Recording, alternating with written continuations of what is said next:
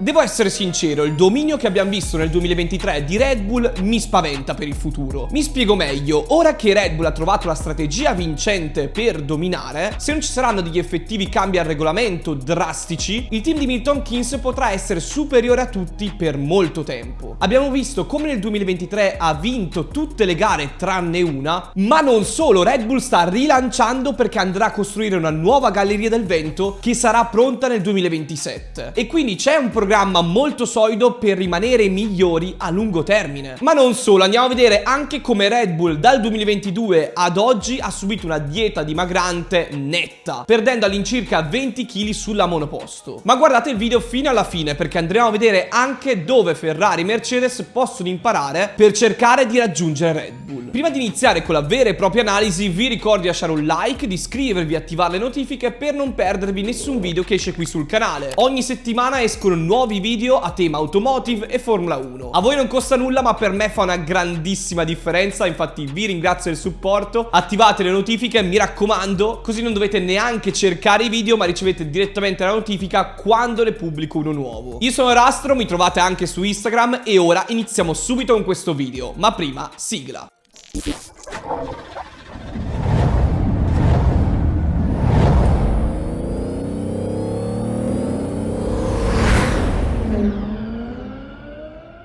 Come si crea un ciclo di dominio in Formula 1? Ci sono tanti elementi che vanno a incidere, a partire dai soldi, dall'organizzazione e anche dalle competenze, ma uno degli elementi chiave che ha permesso a Red Bull di dominare in questi 2 anni è sicuramente il reparto aerodinamico. Infatti Adrian Newey e il suo team hanno permesso prima alla RB18, poi alla RB19 di essere la vettura migliore in griglia e di gran lunga superiore a tutte le altre, azzeccando fin da subito la soluzione tecnica migliore. E Adrian Newey è un vero e proprio genio all'interno della Formula 1. È uno di quegli ingegneri che capita una volta ogni 20 anni. E secondo me questo sviluppo aerodinamico di Red Bull è l'elemento principale che ha permesso al team di Milton Keynes di essere così di successo. Se ci pensiamo, in passato altri team hanno dominato e avevano una loro caratteristica di forza. Mercedes nell'era ibrida è stata la migliore sia dal punto di vista aerodinamico ma anche motoristico. Red Bull ancora prima nell'era di Vettel dal punto di vista aerodinamico, e se pensiamo al dominio di Ferrari con Schumacher, lì era la migliore sul motore. E in questo caso Red Bull è tornata a dominare sull'aerodinamica, che nelle vetture a effetto suolo ha un ruolo fondamentale. Ma Red Bull come ha fatto a sviluppare un'aerodinamica così forte rispetto a tutti gli altri? Sicuramente il fatto di avere dei sistemi simulativi all'avanguardia gli ha permesso di testare diverse soluzioni e limare ogni singolo dettaglio al simulatore per avere la macchina perfetta. Infatti lo diciamo spesso, in questa Formula 1 moderna, priva di test, dove ci sono solamente i test di prestagione in Bahrain e abbiamo visto nel 2022 anche a Catalogna, avere 2 test pubblici all'anno sono troppo pochi, ci vuole qualcosa in più, e avere un ottimo sistema simulativo ti permette di fare delle analisi computazionali superiori a tutti gli altri, e ciò ti permette di risparmiare sia tempo che denaro. Infatti avendo questi sistemi computazionali evoluti riesci a minimizzare i problemi che possono succedere in pista. Proprio per questo abbiamo visto che Red Bull è efficiente al massimo anche nelle strategie. Tutti gli aggiornamenti che hanno portato in pista, nella maggior parte dei casi hanno dato dei benefici alla monoposto, mentre al contrario, per esempio, abbiamo visto Ferrari che più volte ha dovuto tornare indietro, cambiare direzione, questo soprattutto nel 2022, ma anche nel 2023 è successo perché alcune cose provate al simulatore, provate in galleria del vento, avevano dato dei risultati diversi tra pista e simulatore. Mercedes non parliamone neanche, ha avuto dei problemi di correlazione ampi per tanto tempo. Basti pensare per Ferrari e Mercedes il porpoising che hanno sofferto, al contrario Red Bull non ha accusato questo problema così tanto come i competitor. E tutto questo deriva quindi dagli studi che si fanno in fabbrica. E se ci riflettiamo bene, la galleria del vento di Red Bull non è neanche così moderna, perché quella di Bedford è una galleria del vento vecchia, che è lenta nell'andare a regime e non è neanche così efficiente. Infatti non è tanto la galleria del vento l'elemento chiave, ma più appunto i sistemi simulativi che fanno la differenza. Ormai la galleria del vento nella Formula 1 moderna non serve più a provare nuove soluzioni aerodinamiche, ma funge da mezzo per il controllo qualità di un concetto teorizzato altrove, ovvero al CFD e nei sistemi simulativi. E arriviamo al punto, è proprio per questo che Red Bull riesce a essere migliore rispetto agli altri. Porta in galleria del vento di elementi che potrebbero essere già approvati, li testa solamente a livello strutturale, ma non tanto per un beneficio aerodinamico, e questo gli permette quindi di sviluppare più soluzioni aerodinamiche al computer, risparmiando numerose ore che andrebbero spese in galleria del vento, poi non vengono utilizzate dai team per questo motivo. E qui mi riaggancio al perché la penalità sul budget cap di Red Bull, che andava a limitare le ore in galleria del vento, non era stata efficace, perché il team di Milton Keynes non utilizza quelle ore in galleria del vento. Avendo dei sistemi simulativi all'avanguardia, non serve spendere troppe ore in galleria del vento per approvare un elemento aerodinamico. Quindi la galleria del vento sta diventando un elemento sempre più obsoleto. In Formula 1 più andremo avanti, più verrà limitato il suo utilizzo. Addirittura si sta pensando a bandire gli impianti dal 2030 in poi, ma nonostante ciò Red Bull sta lavorando a una nuova galleria del vento, ancora più moderna, che questa fu un'idea anche di Mateschitz, per essere al passo coi tempi. È vero che la galleria del vento non è così importante come in passato, però è giusto allineare tutti gli strumenti tecnologici alla stessa era, per mettersi al passo coi tempi. Anche perché comunque dal 2026 in poi ci sarà una rivoluzione tecnica sui motori, che andrà inevitabilmente ad avere anche un impatto dal punto di vista aerodinamico, perché vedremo una conformazione del motore diversa e si punterà a ottimizzare l'efficienza nel retrotreno. E la filosofia di Red Bull sarà quella di fare tutto in casa, in modo da avere ogni dettaglio a portata di mano. Per questo vedremo il quartier generale del team, la fabbrica di automobili, il reparto powertrain, il reparto aerodinamico, tutto all'interno dello stesso perimetro aziendale, con l'inaugurazione della nuova galleria del vento che dovrebbe arrivare entro il 2026, che sarà un po' la ciliegina sulla torta, una torta che di base però è ancora molto buona. E come ha confermato Christian Horner, ci sarà tutto all'interno della stessa azienda. L'ultimo dettaglio che manca da rifinire è la nuova galleria del vento, e che sarà pronta entro il 2026 e quindi andrà a beneficiare la vettura 2027. E vedendo un impegno così grande di Red Bull su questa nuova galleria del vento, sembra difficile che il legislatore, ovvero la Formula 1, andrà a bandire questi impianti del tutto dal 2030. Però potremmo vedere un utilizzo minore nel corso degli anni. Ma perché vi dico queste cose? Perché questo piano di Red Bull ci mostra come il team campione del mondo non si ferma, continua a evolvere e sta rilanciando forse anche di più degli altri team che stanno inseguendo. E questo è un dettaglio non da poco che ci spaventa. Di solito chi è al vertice ha un po' la pancia piena, si adagia e difficilmente riesce a sviluppare ancora di più, anche perché il riferimento in questo momento è la stessa Red Bull, quindi deve cercare di automigliorarsi. Questa cosa non sarà facile, ma dal punto di vista aerodinamico Red Bull è sicura anche per il 2026. L'incognita rimane sul motore, su cui Red Bull si è sempre affidata negli anni a Honda, si affiderà più avanti a Ford per quanto riguarda la gestione del motore elettrico, oltre che una partnership commerciale, e lì vedremo se magari un altro team potrà averla meglio e quindi avere un vantaggio effettivo anche in pista sulla parte di motore. Ma sulla parte aerodinamica, dove Red Bull è rimasta storicamente la più forte, vedo difficile che gli altri riusciranno ad avvicinarsi. E questa è anche una frecciatina agli avversari, in particolare a Mercedes e Ferrari, che devono cercare di rendere ancora più moderni i propri impianti, facendo sviluppi non solo sulla monoposto, ma sviluppare le varie gallerie del vento, i vari sistemi computazionali, in modo da essere all'avanguardia come Red Bull. Perché è vero che magari spendi più risorse da quella parte e hai meno tempo a investire sulla monoposto attuale, ma quello ti permette di dominare a lungo andare, mentre andare a sviluppare una monoposto con impianti vecchi ti fa perdere più tempo, e se cambia il regolamento devi anche stravolgere la macchina stessa, quindi diventa uno spreco di risorse, perché non c'è un piano a lungo termine. Insomma, non è un'idea lungimirante. Perché non ho citato Aston Martin e McLaren? Perché loro stanno facendo tanti investimenti sugli stabilimenti. Pensiamo al nuovo quartier generale di Aston Martin, finanziato da Lawrence Stroll, che sarà pronto nei prossimi anni. Quello sembra convincere il team inglese. E anche McLaren sta facendo numerosi sviluppi, soprattutto lato aerodinamica, investendo sulla galleria del vento nuova e anche su altri impianti. Quindi questa situazione mi spaventa soprattutto per Mercedes e Ferrari, che sembrano rimanere indietro rispetto a Red Bull. Spero che nei prossimi anni ci saranno degli investimenti anche di questi due team per cercare di rimanere al vertice, altrimenti lo scenario che si prospetta è abbastanza allarmante. Detto questo, cambiamo argomento e vediamo come Red Bull è riuscita a dominare nel 2023 per un altro aspetto chiave, ovvero una drastica riduzione del peso sulla monoposto. Infatti la dieta dimagrante, se vogliamo chiamarla così, che ha subito Red Bull tra il 2022 e il 2023 è di 20 kg, che su una macchina di Formula 1 sono tantissimi. Ci ricordiamo che gli unici due punti punti deboli di Red Bull a inizio 2022 erano i seguenti: una macchina a sovrappeso, che quindi faceva fatica in alcuni tratti di pista, e una macchina che surriscaldava troppo la power unit. Per questo l'utilizzo anche dell'azoto liquido. Due elementi che però Red Bull ha preso come problemi e li ha trasformati in una soluzione, riuscendo a diventare addirittura la monoposto più agile nei curvoni veloci. Infatti, se vogliamo, la RB18 era una macchina molto forte, ma con degli elementi ingombranti, con anche un peso superiore rispetto agli altri team. Il lavoro che è stato fatto tra il 2022 e il 2023, dalla RB18 alla RB19, è stato proprio un taglia e cuci, nel senso cercare di ottimizzare la parte aerodinamica, andando a ridurre le dimensioni, per esempio i radiatori dell'intercooler, le parti interne della sospensione, la scatola del cambio, in modo da miniaturizzare tutti gli elementi interni, mantenendo ovviamente una buona aerodinamica, punto che è sempre stato molto forte di Red Bull, ed avere più flussi che arrivano nella parte posteriore della monoposto. Come conferma lo stesso Christian Horner, hanno ridotto il peso un po' ovunque. E per la cronaca, Verstappen, avendo vinto 19 gare su 23, con 575 punti nel campionato, ha avuto un guadagno totale nell'anno di 70 milioni di dollari, che è la cifra più alta che abbia mai preso un pilota di Formula 1 in una singola stagione, come 45 milioni di dollari di base, se vogliamo, che è l'ingaggio che ha come pilota Red Bull, e i bonus per le vittorie del campionato conquistato di 25 milioni di dollari, quindi un totale di 70, superando il max ingaggio che ha Hamilton come pilota Mercedes di 55 milioni di dollari, però senza bonus. E vi dico anche il terzo pilota che conclude il podio dei piloti più pagati in Formula 1, che è Alonso, con 24 milioni di dollari di ingaggio più 10 milioni di bonus, per un totale di 34 milioni di dollari. Insomma, se vediamo i numeri di Verstappen, sono davvero cifre da capogiro per un pilota che sicuramente ha fatto 2 stagioni incredibili, dominando in lungo e in largo, anche grazie a una vettura molto forte. Detto questo, c'è anche un'altra cosa che mi spaventa, oltre a questo dominio Red Bull, che adesso Red Bull ha capito che ha bisogno di un team satellite, e quindi AlphaTauri avrà la stessa sospensione nella vettura 2024, montando il pull rod all'anteriore e il push rod al posteriore. E questa scelta, che potrebbe sembrare solo tecnica, ci sta che un team cambi sospensione perché magari la sua struttura aerodinamica e meccanica non ripagava, ed è quello che abbiamo visto su AlphaTauri, ma secondo me non è solo una scelta tecnica, è una scelta anche politica, per indirizzare il team di Faenza sempre di più nelle orme di Red Bull, cercando di replicare una vettura clone che sia il più simile possibile alla RB19, in modo da mettere in AlphaTauri dei piloti giovani che fai crescere e che porti dopo in Red Bull, quando non avrai più Verstappen. In più, questo ti permette di avere delle vetture in pista che possono difenderti nei momenti di difficoltà, se dovesse averne in futuro Red Bull, ma non solo, avere un team che ha il tuo stesso tipo di monoposto e su cui puoi affidarti, perché AlphaTauri, ricordiamo, è di proprietà di Red Bull e potrebbe cambiare il nome in futuro, adesso vedremo, però questo ti permette di differenziare lo sviluppo, avere due idee completamente diverse di sviluppo e poi capire qual è la migliore, e questo ti permette di ottimizzare i tempi e delegare delle spese, che non è cosa da poco. Abbiamo visto che lo fece anche Mercedes con Williams e lo fa anche Ferrari con Haas. È una strategia che ora come ora non serve a Red Bull perché è già la migliore, ma in futuro mai dire mai. Quindi anche questa scelta politica di Red Bull dovrebbe spaventare molto gli avversari. Cosa dovrebbe fare Ferrari in questa situazione? Sicuramente andare a investire numerosi milioni sulle infrastrutture per migliorarle, avere una coesione con un team satellite su cui puoi mettere piloti giovani. Attualmente abbiamo Hülkenberg e Magnussen in Haas, ditemi che senso ha per il futuro di Ferrari. Questo pari a zero perché Gene Haas vuole mantenere la propria indipendenza attualmente, nonostante utilizzi parti della monoposto di Ferrari. Però questo per Ferrari stessa è inutile, deve cercare di avere più potere nei team satelliti perché ne può beneficiare molto a lungo andare. Inoltre è fondamentale investire molto sul mercato ingegneri per avere dei ingegneri top a Maranello. Come abbiamo detto più volte, avere la sede sportiva in Inghilterra aiuterebbe anche di più per invogliare più ingegneri ad andare lì, ma nonostante ciò Vasseur sta facendo un ottimo lavoro per traghettare diversi ingegneri da Mercedes e Red Bull a Ferrari. Lato piloti, secondo me la rossa non ha dei veri e propri problemi. Quindi questa è la situazione attuale. Ditemi nei commenti cosa vi spaventa di più in futuro di Red Bull o anche attualmente. Sono curioso di leggere e rispondere a tutti i vostri commenti. Secondo voi il dominio di Red Bull continuerà anche dopo il 2026? Ditemi la vostra. Come sempre vi ricordo di lasciare un like, di iscrivervi e attivare le notifiche per non perdervi nessun video che esce qui sul canale. Ogni settimana escono nuovi video a tema automotive e Formula 1. Qui da Rastro è tutto, ci vediamo a un prossimo video.